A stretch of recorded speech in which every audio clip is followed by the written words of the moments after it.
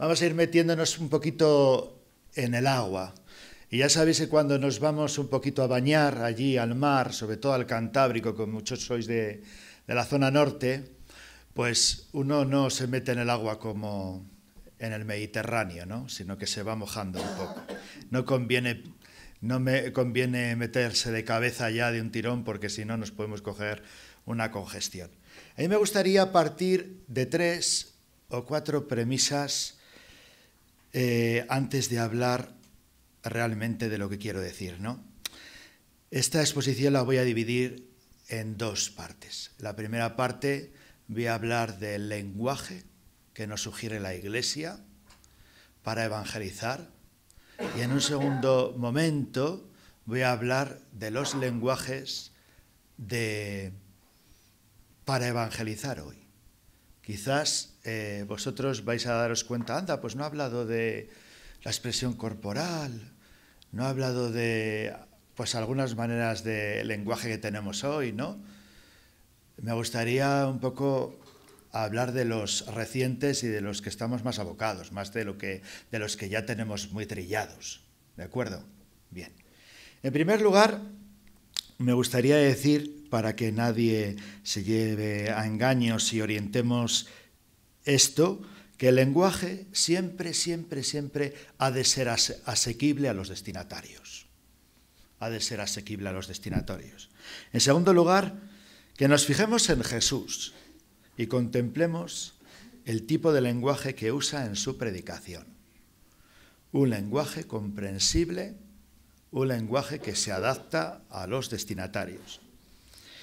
En tercer lugar, que en esto tampoco existen recetas mágicas, que vais a leer entre líneas que en el deseo de nueva evangelización, que es el lenguaje que nos propone la Iglesia para evangelizar, está la clave para reconocer el lenguaje actual para la evangelización hoy.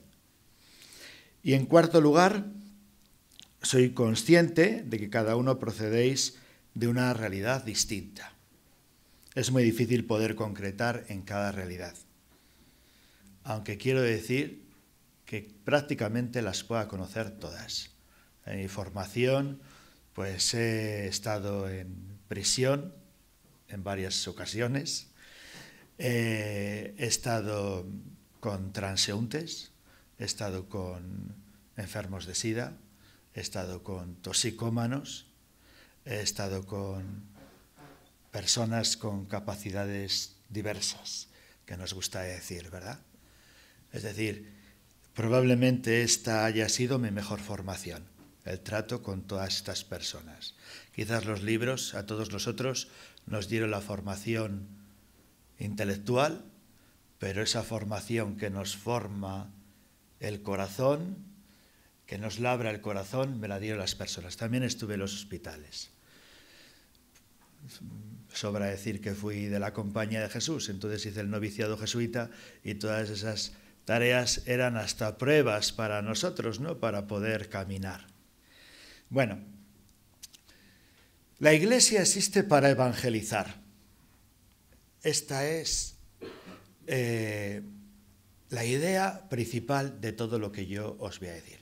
Y evangeliza tanto la enfermera como el que está en el albergue, todos.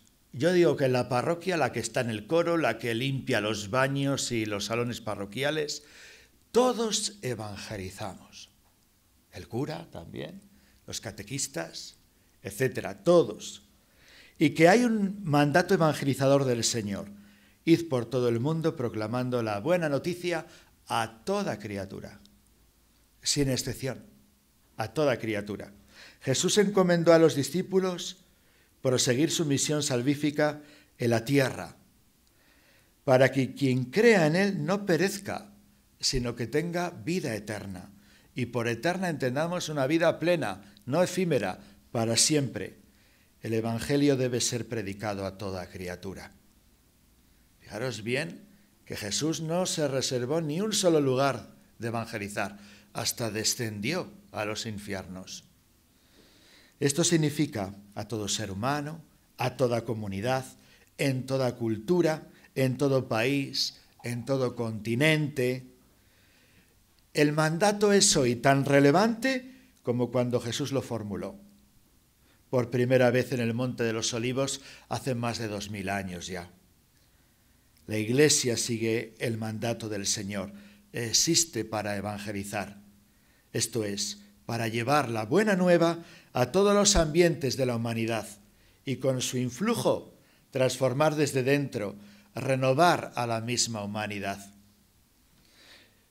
El mandato misionero de Cristo, que siempre ha animado a la Iglesia, se manifiesta en este momento con una fuerza singular, y más considerando el estado de cierto desasosiego en el que se encuentran tantísimos hombres y mujeres, sobre todo lo que se refiere a la fe. Por una parte, aumenta el número de aquellos que no conocen a Jesucristo. Por otra, incluso en los países de arraigada tradición cristiana, se extiende una amplia y profunda secularización que conduce a la incredulidad y peor todavía a la indiferencia religiosa. De muchas y muy distintas formas se aboga también hoy en la Iglesia a una nueva evangelización. La misión de la Iglesia es la evangelización y la nueva evangelización es la expresión nuclear de nuestra pastoral de hoy, pero también de mañana. Estamos al final de un periodo que nos obliga a dar un cambio de rumbo. Para la sociedad occidental, de profundas raíces cristianas, Dios se ha eclipsado, ha perdido su centralidad y como resultado, el ser humano mismo, el hombre mismo, la mujer, ha perdido su puesto dentro de la creación y de la sociedad. Los tiempos están cambiando y también las personas. El deseo de buscar el rostro de Dios, a lo que nos invita el Salmo, que desde siempre ha estado caracterizado desde el anhelo más profundo del corazón humano, se ha hecho cada día más débil y el distanciamiento de Dios más vistoso. No contamos con las mediaciones externas, ni a nivel de familia, ni a nivel de parroquia, ni a nivel de escuela, como las que se contaban antaño. Por eso, entonces, había una iniciación sociológica de la sociedad y hoy, sin embargo, lo que tenemos que incidir es una iniciación cristiana que queda reservada especialmente para la parroquia. Hoy es un tiempo nuevo y a tiempos nuevos, evangelización nueva, nuevos lenguajes, nuevos evangelizadores. Solo una iglesia evangelizada está en condiciones de efectuar la nueva evangelización. ¿Pero qué estamos queriendo decir cuando hablamos de nueva evangelización? Pues nueva evangelización, voy a hacer un poquitín de historia, es una expresión que viene de hace tiempo. Concretamente, antes de Juan Pablo II, el Papa Pablo VI ya incidió en ello, pero quien más lo desarrolló fue Juan Pablo II. La utilizó por primera vez en una homilía en el Santuario de la Santa Cruz en Mogila, Polonia, el 9 de junio de 1979. Desde entonces, las alusiones a esta expresión, que quiere suscitar una nueva manera de evangelizar, fueron constantes en el magisterio de Juan Pablo II. Puerto Príncipe en el 83, carta dirigida a los presidentes de las conferencias episcopales europeas en el 86, etcétera, etcétera. No obstante, ya Pablo VI, como decía antes, en Evangelii Nunciandi, intuyó esta necesidad y habló de crear tiempos nuevos de evangelización. El Papa Benedicto XVI recupera la preocupación de sus predecesores e intenta alentar a la Iglesia Universal en esta dinámica evangelizadora. Y porque hasta ahora quizás solo se había hablado, es decir, todo pura teoría, y se habían tomado pocas determinaciones, va Benedicto XVI y crea el Consejo Pontificio para la Promoción de la Nueva Evangelización. y señala como la cuestión de la 13 Asamblea del Sínodo de los Obispos, la nueva evangelización para transmisión de la fe cristiana. El Papa Francisco alude también a ella, especialmente en su exhortación La alegría del Evangelio, quien ante la plenaria del Consejo Pontificio para la promoción de la nueva evangelización dijo: la misión es siempre idéntica, pero el lenguaje con el que se anuncia el Evangelio pide ser renovado con sabiduría pastoral. Podríamos decir, Juan Pablo II, ideas, Benedicto XVI la va poniendo en práctica, el Papa Francisco es un papa de la nueva evangelización, que se mueve según los signos de la nueva evangelización propuesta y expuesta por sus predecesores. Han sido 3 las sucesivas concreciones con respecto a la nueva evangelización, una por cada pontificado. Juan Pablo II, ¿de qué nos habló?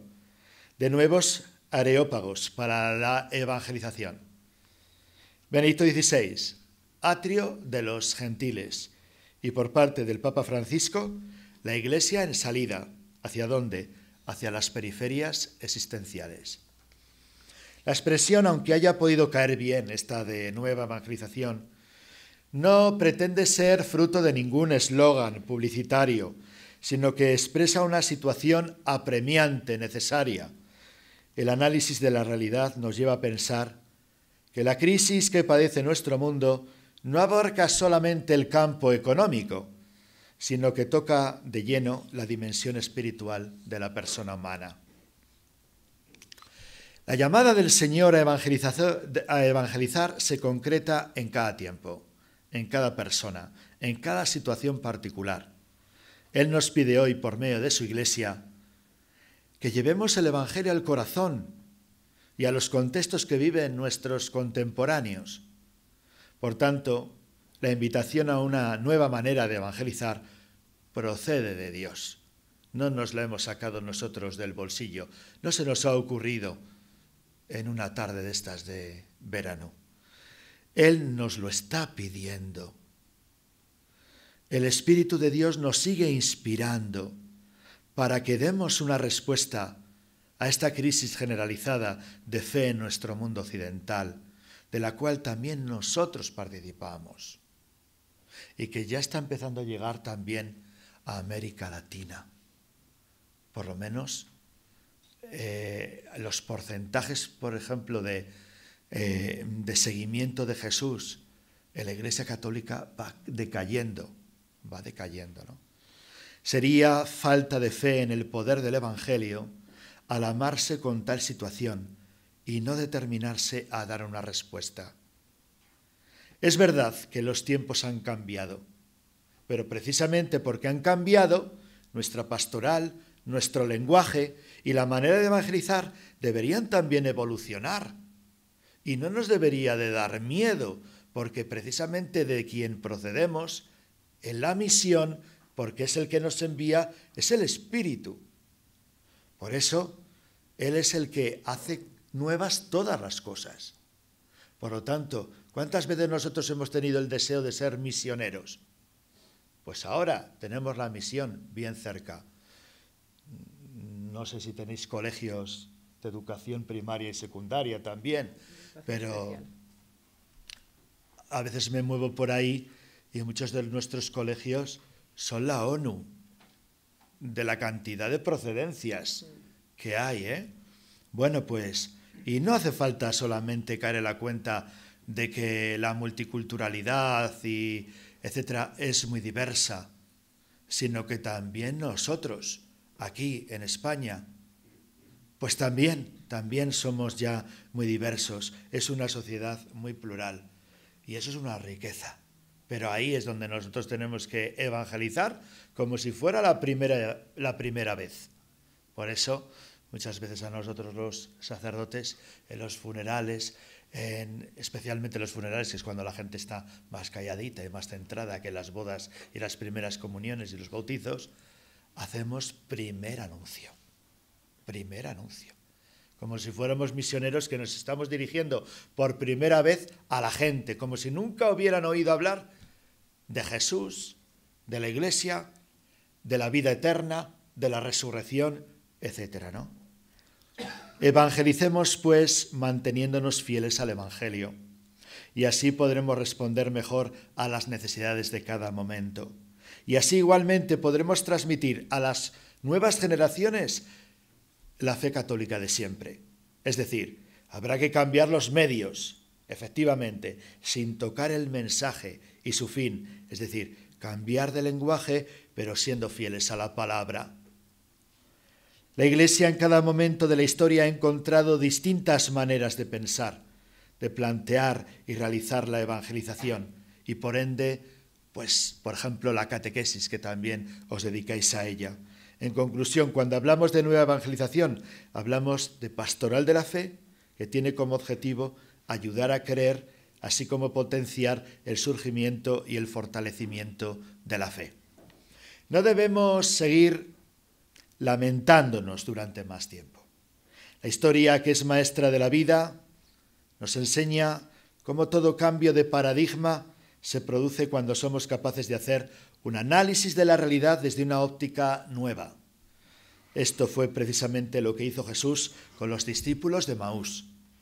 El dolor, la frustración, el posible sentimiento de culpa, sus miedos, sus fugaces esperanzas, sus muchas preguntas parecidas a las que podamos tener nosotros, fueron recogidas por aquel desconocido y resituadas en una historia mucho más amplia que trasciende los límites del tiempo y se extiende hasta la eternidad. Ciertamente, no son momentos para dar por supuesta la fe de nuestros destinatarios. Por ejemplo, en el hogar ya no se suscita tanto el despertar religioso, y aunque lo hubieran tenido el ambiente cultural reinante, pues es contrario a la fe, ¿no? Es decir, muchas veces la comparación de los niños, comunidades que a lo mejor pues son pues de movimientos, que lo llevan más así como a rajatabla, ¿no? Y los niños pues se entremezclan, se barajan con otros. Pues a todos les dejan y tal, y todos, ¿y por qué yo tengo que ir a misa y tal? ¿No? Bueno, pues esas comparaciones, ¿no? Al final lo que nos arrastra es la sociedad de consumo, ¿no? Por lo tanto, el cristiano tiene que ir un poquito contracorriente y no dejarse llevar de la inercia. La fe dentro del espíritu de cada creyente está íntimamente relacionada con la cultura que vive y en la que vive. Somos ciudadanos del mundo, no extraterrestres. Sin embargo, hay que advertir que la cultura que predomina hoy, al menos la occidental, no ayuda a conducir a Cristo. Es una cultura muy individualista, en la que se acentúa el relativismo, da todo igual, aunque sí que deberíamos de relativizar algunas cosas, no caer en el relativismo, relativizar, por ejemplo, aquellas cosas que no son importantes, que no son trascendentes y que algunas veces precisamente les damos muchas vueltas, ¿no? Y el hedonismo también, ¿no? Vivamos y comamos, que mañana moriremos, ¿no? Y los cristianos formamos parte de esta sociedad en la que imperan estos contravalores. La secularización que afecta a nuestra sociedad afecta también a la misma Iglesia. Por ello es necesario un nuevo impulso misionero que nos ayude a redescubrir la alegría de creer para encontrar el entusiasmo de cómo comunicar la fe. Porque o evangelizamos desde el convencimiento o seremos charlatanes que vendemos cosas, afilador, pero sin embargo cuando evangelizamos desde la pura convicción de que nosotros creemos, de que nosotros desde por la mañana nos ponemos en la presencia de Dios y a Él le llevamos a las personas con las que nos encontramos, y cuando nos encontramos con ellos le llevamos al Dios con el que hemos estado desde el primer momento de la mañana, pues las cosas cambian, ¿no?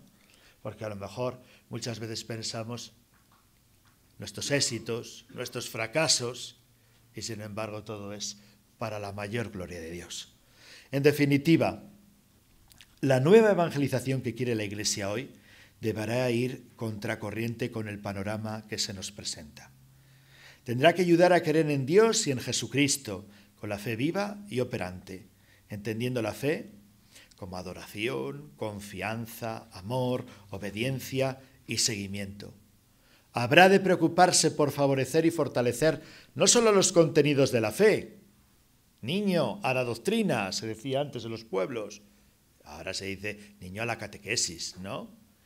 Sino previamente la acción de creer en Dios, de poner la vida en sus manos mediante la fe en su enviado Jesucristo.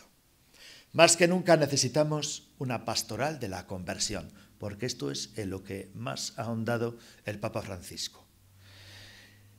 A Cristo, pastoral de la conversión, a Cristo, a Dios, a la vida eterna, a la caridad, a la Iglesia, con sus consecuencias reales, con un cambio real de vida, en los amigos, en los ambientes que se frecuentan, en el tiempo de ocio, en los ideales, en los valores, en el dinero, en el amor, en el voluntariado. Porque esto no es carnaval, amigos. No es carnaval que ahora toca ponerme esta careta que estoy en el centro de San Juan de Dios. Ahora que estoy en mi casa me pongo otra careta. Ahora que me toca ir al colegio a hablar con la tutora, otra careta. Somos personas, las mismas personas siempre.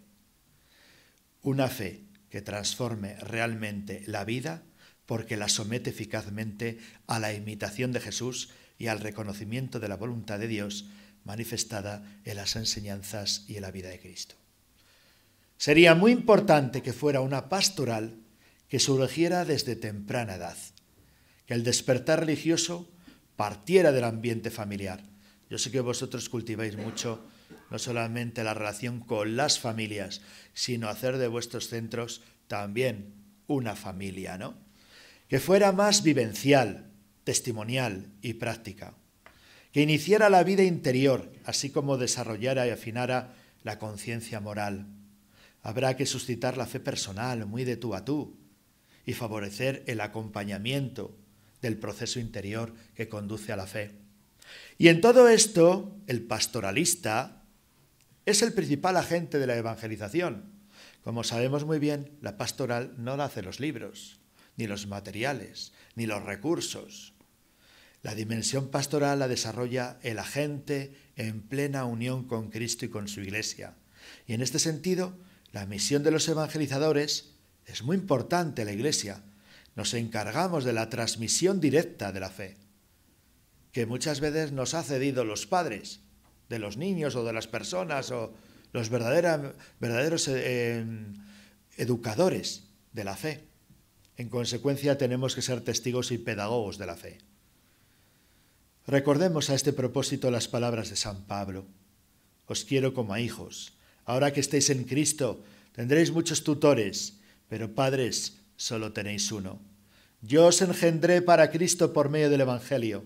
Así pues os ruego que seáis imitadores míos, como yo lo soy de Cristo.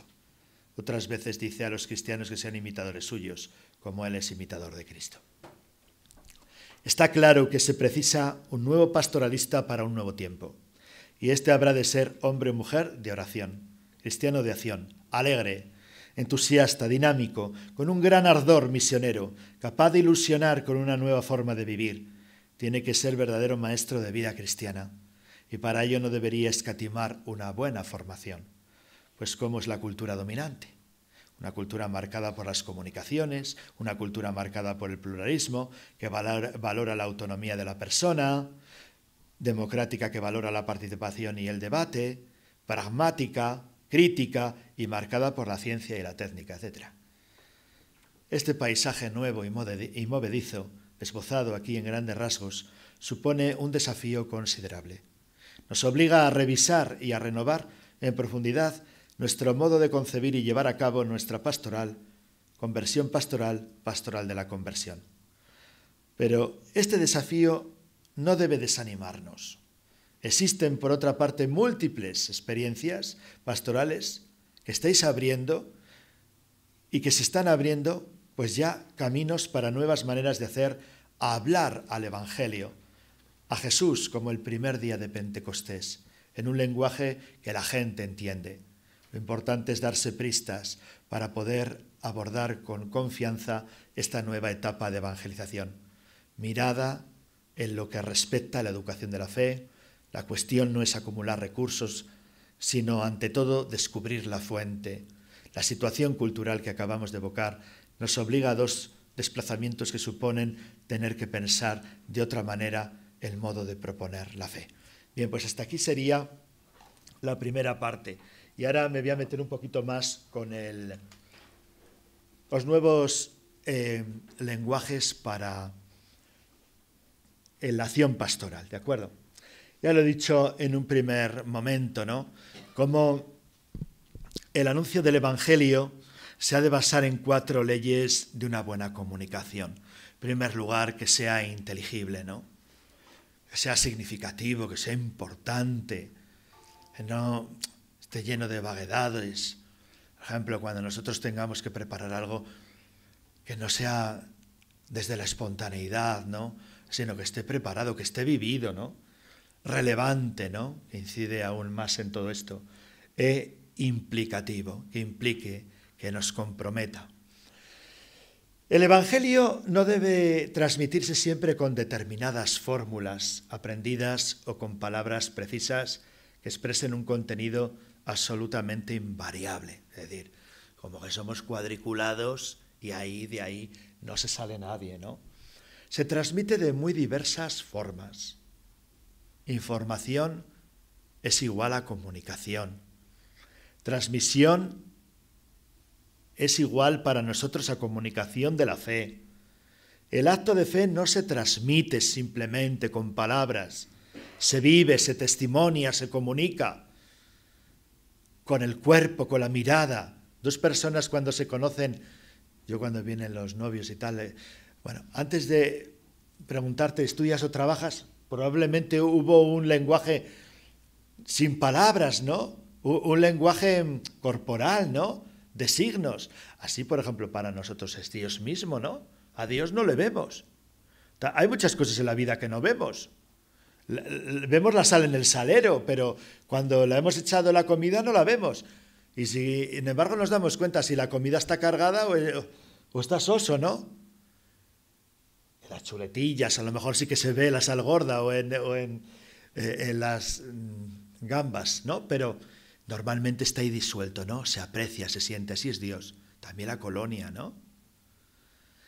Bien, bueno, pues el acto de fe se comunica, ¿no? Se transmite. Y es que realmente, y esto es muy antiguo, lo de una imagen vale más que 1000 palabras, pero una palabra sugiere 1000 imágenes. También, ¿no? ¿Con qué nos quedamos? ¿Con la lectura de un libro? ¿El niño del pijama de rayas? ¿O preferimos ver la película? Si hemos leído el libro antes y luego vemos la película, pues probablemente decimos, yo me lo había imaginado de otra manera, ¿no? Pues es mucho más creativa nuestra imaginación. Bueno, ¿no? No contrapongamos palabra e imagen, las dos son símbolos. Por lo tanto, fijaros bien, los sacramentos incluso son símbolos, por medio de los cuales Dios se comunica. San Agustín dijo que el sacramento es un signo visible de Dios que es invisible. No vemos a Dios, pero Él se nos transmite a través, por ejemplo, de los sacramentos. Y, por ejemplo, nuestros antepasados, los que nos preceden en la fe, como la gente, por ejemplo, no sabía leer y escribir, pues se evangelizaban a través de las imágenes, de los retablos llenos de imágenes, etcétera, ¿no? Ahí tenemos esta imagen, ¿no? Que yo la utilizo mucho para hablar de la educación en la fe. Esta la conocéis, ¿no? El niño tiene costumbre de orar cuando va a dormirse. Se lo han enseñado sus padres. Hoy en día a lo mejor la abuela, ¿no? Tan importantes las abuelas hoy en día también, ¿no? Y el niño, pues, tiene una postura. Eso quizás sea lo de menos. Pero el perro, que quiere mucho al niño y está muy cerca de él, lo repite, sin saber qué es lo que está haciendo, ¿no? ¿Acaso no hace el niño lo que ven sus padres? ¿No decimos de padres gatos, hijos meninos? De tal padre, tal astilla. No siempre se cumple, ¿verdad? Bueno, pues esto es. Dijo Pablo VI, el mundo quizás está lleno de maestros, lo que necesita son testigos. Si se aprecia un testigo, a un maestro es probablemente porque es testigo, ¿no? Y probablemente nosotros incluso nos hayamos fijado. Los que somos a lo mejor religiosos, y a lo mejor nos llegó la vocación porque nos fijamos en alguien. Aunque esto de ser evangelizador también es vocación, ¿eh? También es vocación. ¿De acuerdo? ¿Qué nos dice el Testamento? Pues nos dice que Jesús es la palabra de Dios en persona, porque es revelación de Dios en persona. Jesucristo es palabra. En Él y por Él Dios nos ha dicho todo. En Él nos ha dado su palabra. Ha hecho tantas alianzas Dios con los hombres que definitivamente la última, la definitiva, está en Jesucristo. En Él se nos ha dicho todo. Y si nosotros leyéramos, por ejemplo, lo que llamamos el prólogo de San Juan, es que es el que más abunda en esto de la palabra, voy a decir un palabra yo también, el logos, dice, en el principio existía la palabra, y la palabra estaba junto a Dios, y la palabra era Dios. Dios. Cuando se proclaman las Escrituras, es Cristo mismo quien habla. Por eso tendríamos que cuidar tanto a la hora de proclamar la palabra, que se proclama, que no se lee, preparárselo antes, que la gente muchas veces incluso pregunta, ¿hay que leer el número de teléfono? Los numeritos estos en alguna boda me han preguntado, ¿no? Bien, pues Jesús es el Verbo encarnado. En una oración, en una frase, ¿a quién se le pregunta para que nos responda sobre el sujeto del predicado? Al Verbo, que es lo importante, ¿no? Jesús es el Verbo encarnado, la palabra plena y definitiva. Porque al darnos a su Hijo, dice San Juan de la Cruz, que es palabra suya y no tiene otra, habló todas las palabras de una vez en esta sola palabra y no tiene más que hablar. Qué bonito, ¿no? En ese lenguaje medieval. Jesús es la palabra con plena autoridad. A Él no le viene la palabra de Dios como a los profetas. Él es la palabra de Dios. Por eso toda su vida es palabra, lo que dice y también los gestos que sanan, que perdonan, que confortan, que convierten, que defienden a los débiles, se enfrentan a los opresores, ¿no? Y te das cuenta de que tú entre tus manos tienes también muchas palabras y tienes la palabra. No solamente, como digo, cuando la proclamas, sino también cuando andas entre los débiles, entre tantas personas con los que vosotros andáis, porque vuestro carisma, la Iglesia, es periférico, especialmente, ¿verdad? La palabra hoy. La palabra humana es esencial para la vida. Construye comunidad, genera consensos, produce alegría, suscita amor, siembra esperanza.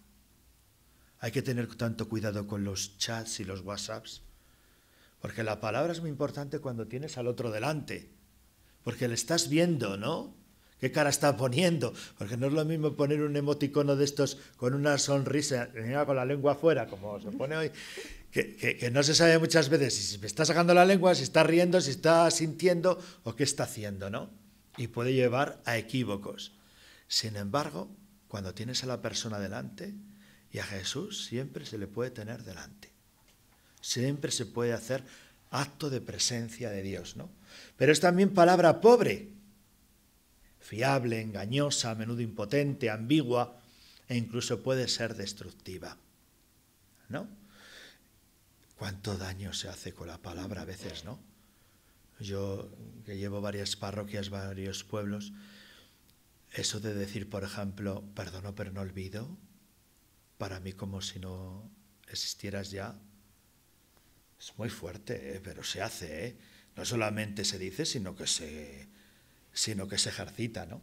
Bien, el término palabra es reductivo y estático en relación con dos palabras, una de origen hebreo y otra griego, davar y logos, ¿no? Palabra que no expresación, dinamismo, encuentro, comunicación, compromiso, fidelidad, diálogo, fuerza transformadora. El término palabra propicia una interpretación literal de un texto escrito o de un discurso hablado. Cuando decimos palabra de Dios, ayer por ejemplo tuvimos nosotros en la parroquia, te decía antes, una celebración ecuménica, una oración ecuménica, y yo le preguntaba a la pastora, al término de la lectura de de la Escritura decimos palabra de Dios. Ella decía, como tengáis costumbre. Y yo ya me di cuenta de que ellos no. De que ellos no. Bueno, y si nosotros ya sabemos, ¿no?, que es palabra de Dios, ¿no?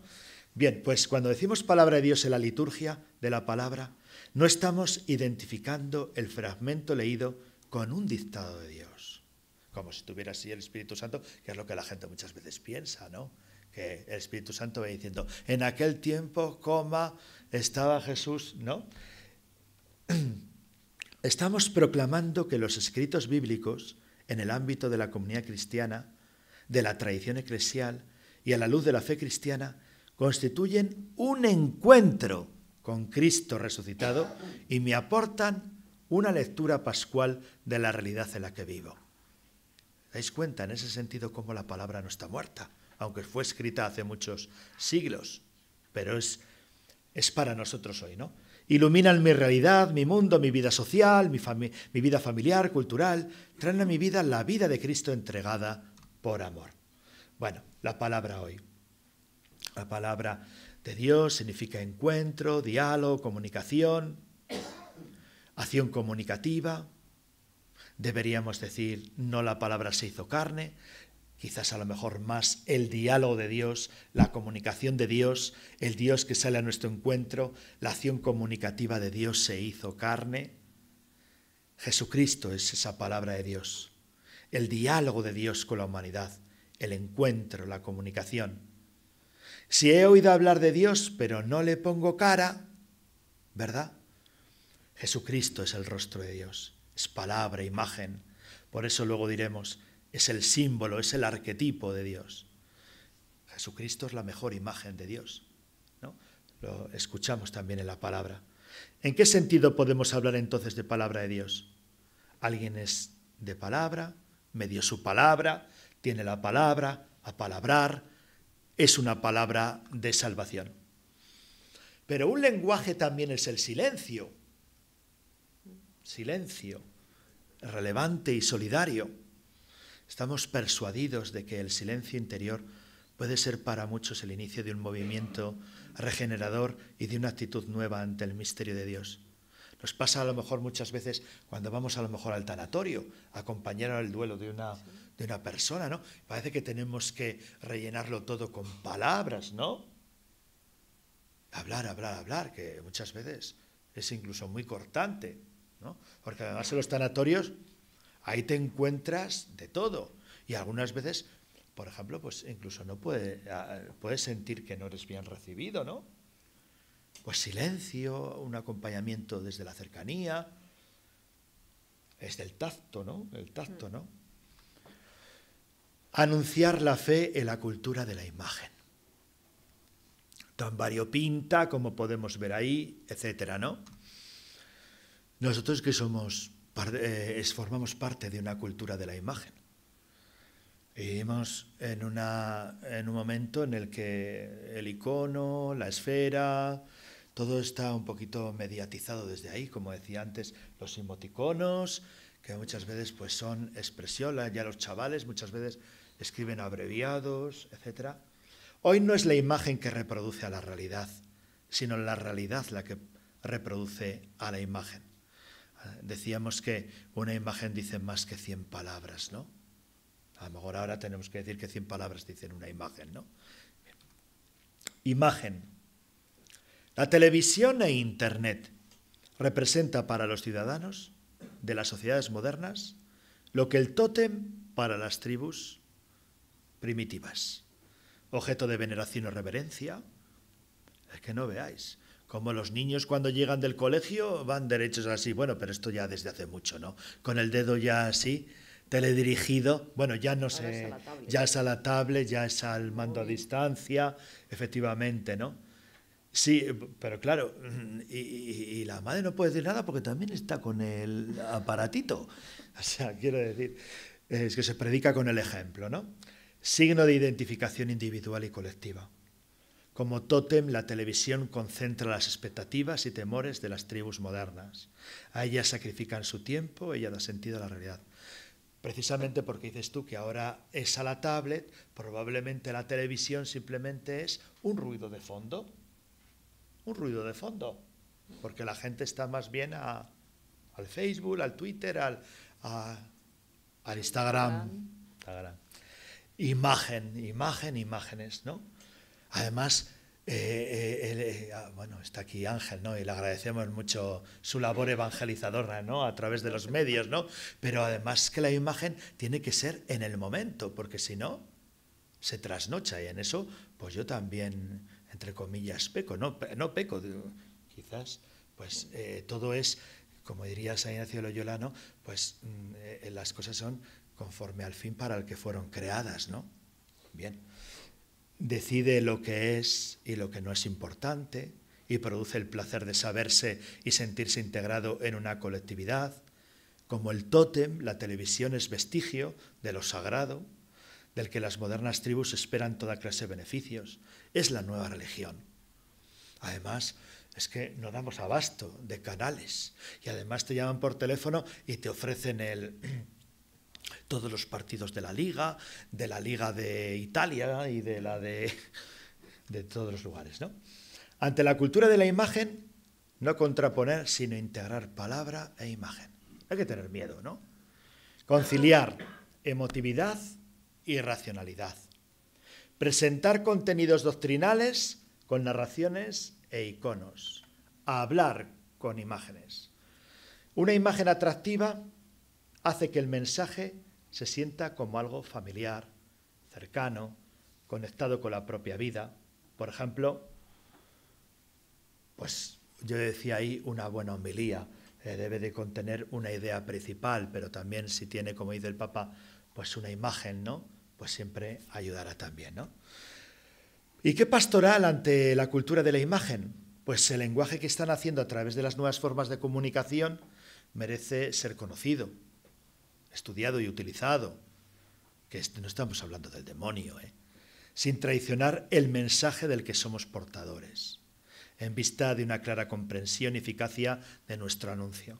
Si fuéramos capaces de hacer captar el valor de los signos presentes, en la liturgia, por ejemplo, haríamos una obra evangelizadora enorme. Los símbolos son signos del encuentro con Dios. Por ejemplo, ahí tenemos una imagen, ¿no? Y palabras, ¿no? Y la imagen dice el niño, ¿no? Esa persona así con los brazos hacia arriba. Señor, busco y no encuentro. Y entonces desde Google el Señor pues envía un teclado o una tablet, un móvil para que busquen el Google, claro. Efectivamente, ¿no? Los símbolos represencializan, hacen posible lo ausente, visible, lo invisible, histórico, lo eterno. En los símbolos el significado es superior, es trascendente al significante, ¿verdad? Símbolos, narraciones y testimonios son los que empleamos. Por ejemplo, dicen los judíos, el credo es mucho más narrativo que el nuestro, que es más descriptivo, ¿no? Nuestro padre era un arameo errante y le va contando al niño la historia, ¿no? Y le tiene al niño sobre sus rodillas y le va contando la historia, ¿no? Del pueblo de Israel, ¿no? A veces escuchando un lenguaje completamente ortodoxo, lo que los fieles reciben es algo que no responde al Evangelio. Esto lo dice el Papa Francisco, ¿no? El Papa Francisco usa símbolos, tweets, emoticonos, en vivo, pero también su corporabilidad, su gestualidad, ¿no? Hoy, por ejemplo, la gente, los políticos, en vez de reunir pues ruedas de prensa, con decir un tuit con 140 caracteres, ya está todo el mundo ahí a ver qué pescan, de este o del otro, ¿no? Símbolos del encuentro con el Dios de Jesús. ¿Qué es mejor, palabras o imágenes o silencios? Yo creo que lo mejor son los símbolos. Si algo tienen en común las palabras y las imágenes, que son o pueden ser símbolos del encuentro con el Dios de Jesús. Jesús es, entendedme bien, el símbolo, el sacramento de Dios y la humanidad, ¿no? Es decir, el que nos revela el Padre, ¿no? El que nos revela el Padre, el que nos lo muestra, ¿no? Las nuevas tecnologías. Dice el padre Adolfo Nicolás, que ha sido hasta hace poco el padre superior de los jesuitas, que tienen algunos efectos negativos. Por ejemplo, la globalización de la superficialidad, ¿no? Bueno, también esta frase está sacada un poquito de contexto, ¿no? Eso es el peligro también de decir de estas frases un tanto lapidarias. Pero tienen oportunidades en este sexto continente que ya se llama de la era digital. Sexto continente. Son los Nicodemos de la red. Nicodemo, ¿recordáis? Juan 3, ese deseo que tiene de nacer de nuevo, ¿no? Acompañar a las personas en la era digital también es lo que se ofrece, ¿no? Hoy, por ejemplo, ha salido una nueva aplicación para el móvil. Había Pokémon Go y ahora hay Confesor Go. Yo me ofrezco siempre a todo lo que es. Y bueno, pues ya me han mandado varios correos electrónicos para rellenar varias fichas y ponerme al alcance si alguna persona quiere recibir el sacramento o ser atendido para ser escuchado, que muchas veces es lo verdaderamente importante, porque la gente, la verdad es que se abre con el del banco, con la de la tienda, con el catequista, con todo el mundo, ¿no? La gente tiene una necesidad de hablar de sí, que muchas veces no encuentra ni el momento ni... Bueno, pues Confesor Go. No sé si nos cazarán como a los Pokémon. Bueno, Internet, teología y tecnología. Ahí tenéis las manzanas que cambiaron el mundo. Desde Eva, pasando por Isaac Newton, hasta la de Apple y ese Ryuk. Y los Beatles también, ¿no? Bien, la red no es un instrumento, sino un ambiente en el que vivimos. Hoy lo tenemos todo en red.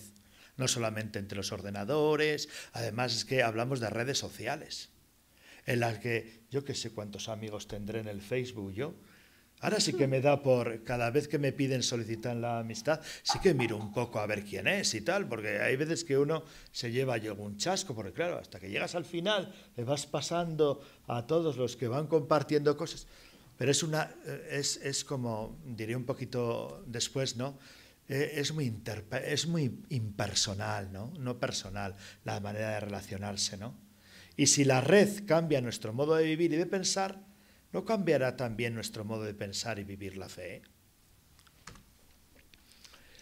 El mundo de la comunicación afecta a todo el universo cultural, social y espiritual de la persona humana. Si los nuevos lenguajes tienen impacto sobre el modo de pensar y de vivir, eso también atañe de alguna forma al mundo de la fe, a su inteligencia y expresión. La teología es inteligencia a la fe, y sabemos bien que la inteligencia, extendida como conocimiento reflexivo y crítico, no es ajena a los actuales cambios culturales. La cultura digital plantea nuevos desafíos a nuestra capacidad de hablar y de escuchar un lenguaje simbólico. Jesús mismo, al anunciar el reino, supo utilizar elementos de la cultura y del ambiente de su tiempo. El rebaño, los campos, el banquete, las semillas. Hoy estamos llamados a descubrir también en la cultura digital símbolos y metáforas significativas para las personas que puedan servir de ayuda al hablar del reino de Dios al hombre contemporáneo. Integrar el mensaje mismo en esta nueva cultura creada por la comunicación moderna es un problema complejo, ya que esta cultura nace aún antes que de los contenidos, del hecho mismo de que existen nuevos modos de comunicar con nuevos mensajes, con nuevos lenguajes, nuevas técnicas, nuevos comportamientos. Pero realmente el hombre, cuando digo hombre siempre estoy hablando del ser humano, es descodificador y está en esa búsqueda de Dios, ¿no? Los hombres de hoy tienden a leer en la red sobre religión. El Papa Francisco alude mucho a esto, ¿no? Que muchas veces hacemos de nuestras redes sociales, minamos ahí de cosas de religiosas, etcétera, etcétera, y muchas veces ni tan siquiera aquello de no el mucho saber arte satisface el ánima, sino el gustar de las cosas internamente, ¿no? Bueno, pues a hablar sobre temas religiosos, a descargar textos y documentos religiosos, a comprar objetos religiosos, a visitar iglesias virtuales, a asistir a plegarias y cultos, a escuchar música sacra, homilías, oraciones, testimonios, discursos. Es decir, hay un cierto peligro de supermercado espiritual sincretista y de intoxicación informativa. Pero es una oportunidad de saciar la profunda necesidad de Dios en muchos internautas de nuestro tiempo, que a lo mejor encuentran ahí un ápice, un algo, una chispa. Nunca se sabe por dónde puede saltar la liebre, ¿no? Bien, cuerpo místico y conectivo. La red posibilita anónimos deshumanizadores, incluso en portales digitales cristianos. Sería una pena, decía el Papa Benedicto XVI, que nuestro deseo de establecer y desarrollar las amistades online fuera en detrimento de nuestra disponibilidad para la familia, los vecinos y conciudadanos. Pero si es que se ve, a lo mejor muchas veces la gente, en vez de decir, venga, que a comer, se mandan un WhatsApp diciendo, a comer. Y la gente, incluso cuando va en el coche y en los camiones y tal, están al móvil. Pero también nuevos Nicodemos y nuevos lejanos que se hacen prójimos gracias a la red. Todo tiene sus pros y sus contras. Hay redes de narcotráfico y hay redes de solidaridad. Hasta el siglo XX las personas conocían a 100 personas en toda su vida. ¿Quién es mi prójimo hoy? Pastoral no digital, pastoral digital. La no digital utiliza medios de comunicación interpersonal y de grupo desde un modelo de transacción informativa de contenidos. El centro es el emisor y el receptor es pasivo. Sin embargo, en esta pastoral digital, el centro es el usuario que quiere conversar, compartir, dialogar y aportar. Beneficios, nuevas formas de acceso a la información. Hombre, no cabe duda que para todos nosotros la nueva modalidad esta de estar en red pues nos está facilitando muchísimo las cosas. También es verdad que no acabamos de desconectar nunca. No acabamos de desconectar y que siempre nos están pidiendo cosas y tal, y ahora un WhatsApp, y ahora un email, y ahora un mensaje por el Facebook, en el que es verdad que hay una rapidez y una eficacia, pero ya digo que también hay una saciedad ahí, y una angustia, muchas veces, ¿no? Nuevas formas de solidaridad interactiva.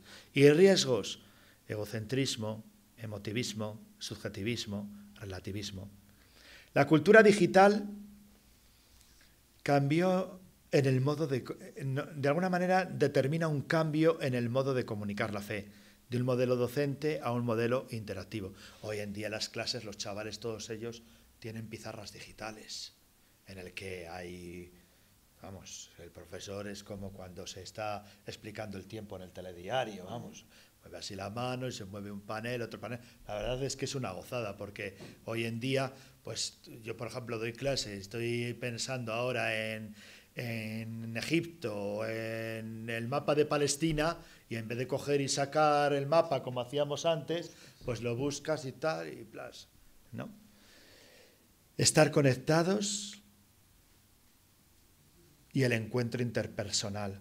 Pastoral 1.0, grupo de personas conectadas presencialmente asistiendo a una parroquia, por ejemplo, a un centro, etc. Pastoral 2.0, grupos que se interactúan con otros grupos. Pastoral 3.0, que se dice ahora tanto esto. Participación activa, colaboración dinámica. La web, una forma de vida en el ciberespacio. Estar en la red, una condición existencial. Hoy en día casi ya parece mentira que un pueblo no tenga internet, ¿no? Bien. Internet, don de Dios. Este es San Ignacio de Loyola.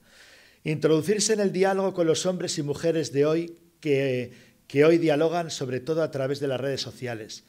Entrar con discernimiento para hacer visible una presencia que escucha, anima y dialoga. Y aquí cita San Ignacio de Loyola. San Ignacio en una de sus reglas dice que aquel que acompaña a un peregrino y que va con él debe ir al paso del peregrino, sin adelantarse ni retrasarse. Por lo tanto, quiero decir que nosotros hemos de estar un poco a la altura también de las circunstancias, porque hoy en día las personas con las que nos encontramos están muy bien formadas y muy bien preparadas, ¿no? Bueno, pues no podemos seguir pues con los apuntes amarillos o con las ideas de siempre, los ejemplos de siempre, ¿no? En el continente digital es necesario saber entrar en la niebla de la indiferencia religiosa sin perderse. Es necesario bajar también a la noche más oscura sin verse dominados por la oscuridad y perderse. Es necesario escuchar las ilusiones de muchos sin dejarse seducir. Es necesario acoger las desilusiones sin caer en la amargura. Palpar la desintegración ajena sin dejarse disolver o descomponer en la propia vida. Los lenguajes de las periferias son los lenguajes que empleaba Jesús de Nazaret. Son los lenguajes priorizados por el Vaticano II, símbolos, narraciones, testimonios de vida, el lenguaje del acompañamiento, el del discernimiento, el del discriminar, ¿no? Lo bueno y lo malo, pero ya no solamente entre esas dos cosas antagónicas, ¿no? Aspectos antagónicos de la persona, ¿no? Sino entre lo bueno y lo mejor, ¿no? El lenguaje de la misión en las fronteras, el lenguaje del servicio de la fe a la promoción de la justicia. Y el Papa Francisco, precisamente, él mismo nos habla de algunos lenguajes. Los lenguajes de las periferias del Papa Francisco no se refieren solo a aquellas periferias a las que se dirige con sus palabras y gestos, ¿no? Sino también al hecho de que el Papa Francisco usa un lenguaje periférico desde el punto de vista del ejercicio tradicional del magisterio petrino. Por eso nos sorprende y es tan significativo que un papa hable de estos lenguajes o con estos lenguajes. Capacidad para empatizar con la gente y hablar con frescura, pero también con fuerza y autoridad. Realmente lo que realiza el Papa Francisco debería de ser lo normal, ¿no? Y sin embargo nos parece, pues, increíble, ¿no? Y debería de ser lo normal. No juzga. ¿Quién soy yo para juzgar a las personas que están en las periferias? Conecta con las alegrías y esperanzas de la gente de hoy. Se le entiende. La gente dice, es que a este Papa se le entiende cuando habla, ¿no? Y ha traído a tanta gente, ¿verdad? No creyente también, ¿no? Lo dice la alcaldesa de mi pueblo. A mí este Papa me gusta, ¿no? Es directo, sereno, alegre, cordial. Usa redes sociales y nuevas tecnologías de la comunicación para llegar a las periferias del continente digital. Frases sencillas, breves, que van a lo esencial, directas, insubordinadas, como tweets. En sus audiencias generales, pues el Papa Francisco dedica 10 minutos al discurso y 40 a tratar con la gente, ¿no? Y sin embargo, por ejemplo, nosotros los curas, que muchas veces, desgraciadamente, tenemos 3 y 4 misas los domingos, pues no nos puede parar la gente, claro, porque si nos para la gente ya no llegamos a la siguiente, ¿no? Emplea símbolos, imágenes, metáforas vivas, ejemplos como chatea en vivo y en directo, son como emoticonos en vivo, pastores que huelen a oveja, el sudario o la mortaja que no tiene bolsillos, el hospital de campaña, nos habla de todo esto, ¿no? El lenguaje del cuerpo, la corporabilidad y la gestualidad, el contacto del cuerpo con las personas, besa, abraza, toca, escucha, mira, sonríe. No le importa si tiene verrugas o está sucio, porque ve en el otro el lugar teológico de la presencia de Dios, ¿no? No le da escrúpulos, ¿no? Como algunas veces a lo mejor a nosotros nos pasa, que nos tapamos las narices ante ciertas realidades. Vamos a entrar a una casa y esta casa huele mal, ya no volvemos a venir. Bueno, como Jesús, que comunicaba cuando tocaba a un leproso, cuando miraba, cuando abrazaba, cuando besaba los pies. El lavar los pies a una mujer musulmana en la misa del Jueves Santo y los numerosos gestos de presencia a las periferias a través de llamadas telefónicas que llama a unas monjas. Tengan cuidado que cualquier día de estos les llama. Envíos de dinero, gestos personales de atención, de solidaridad. Estos son los lenguajes más vistosos, más... el irse a vivir a Santa Marta, ¿no? Las misas de diario de Santa Marta, ¿no? Cómo él se comunica, qué lenguaje utiliza. Es ahí donde quizás nos tengamos que fijar. Un hombre de 80 años, que aquí no estamos hablando de los más jóvenes, ¿no? Sino todos, ¿no? Estamos al alcance, ¿no? Dice la Evangelii Gaudium, es necesario que todos nos dejemos evangelizar por ellos. Los pobres, ¿no? La nueva evangelización es una invitación a reconocer la fuerza salvífica de sus vidas y a ponerlos en el centro del camino de la Iglesia. Estamos llamados a descubrir a Cristo en las personas que viven en las periferias, a prestarles nuestra voz en sus causas, pero también a ser sus amigos, a escucharles, a interpretarlos y a recoger esa misteriosa sabiduría que Dios quiere comunicarnos a través de las personas que viven en las periferias.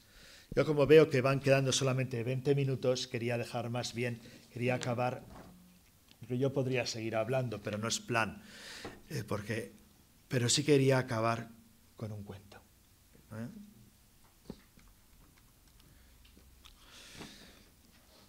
Un cargador de agua de la India, ¿son ustedes de la India? Me lo he imaginado. Tenía 2 grandes vasijas que colgaba a los extremos de un palo y que llevaba encima de los hombros. Una de las vasijas tenía varias grietas, mientras que la otra era perfecta y conservaba todo el agua al final del largo camino a pie, desde el arroyo hasta la casa de su patrón, pero cuando llegaba, la vasija rota solo tenía la mitad del agua. Durante 2 años completos, esto fue así diariamente. Desde luego la vasija perfecta estaba muy orgullosa de sus logros, pues se sabía perfecta para los fines para los que fue creada. Pero la pobre vasija agrietada estaba muy avergonzada de su propia imperfección y se sentía miserable porque solo podía hacer la mitad de todo lo que se suponía que era su obligación. Después de 2 años, la tinaja quebrada le habló al cargador diciéndole: «Estoy avergonzada y me quiero disculpar contigo porque debido a mis grietas solo puedes entregar la mitad de mi carga y solo tienes la mitad del valor que deberías». Este le dijo compasivamente: «Cuando regresamos a la casa quiero que notes las bellísimas flores que crecen a lo largo del camino». Así lo hizo la tinaja. Y en efecto vio muchísimas flores hermosas a lo largo del camino, pero de todos modos se sintió apenada porque al final solo quedaba dentro de sí la mitad del agua que debía llevar. Él entonces dijo: «¿Te diste cuenta de que las flores solo crecen en tu lado del camino? Siempre he sabido de tus grietas y quise sacar el lado positivo de ello. Sembré semillas de flores a todo lo largo del camino por donde vas, y todos los días las has regado. Y por 2 años, durante 2 años, yo he podido recoger estas flores para decorar el altar de mi maestro. Si no fueras exactamente como eres, con todo y tus defectos, no hubiera sido posible crecer y crear esta belleza». Creo que cada uno de nosotros tiene sus propias grietas. Todos somos vasijas agrietadas, pero debemos saber que siempre existe la posibilidad de aprovechar las grietas para obtener buenos resultados.